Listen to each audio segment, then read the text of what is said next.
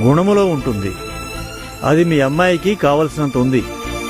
నా వంశానికి ఇప్పుడు ఇలాంటి అమ్మాయి అవసరం చాలా ఉంది.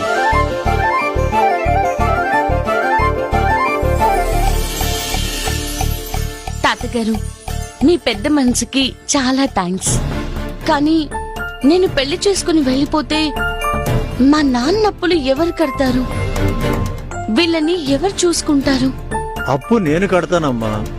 నువ్వు మా ఇంటికి వచ్చి మమ్మల్ని చూసుకో. ఇక్కడ మీ నాన్నగారు మన పొలాలు చూసుకుంటూ రాజాలా బ్రతుకుతాడు. ఒకరి దయ మీద బతకాలి అనుకుంటే నేను కష్టపడాలని ఎందుకు అనుకుంటాను?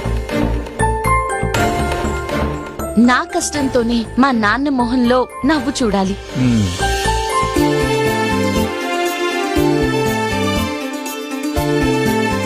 అయ్యా, నేను బిడ్డని ఒక అయ్య చేతిలో పెట్టాలనుకున్నాను.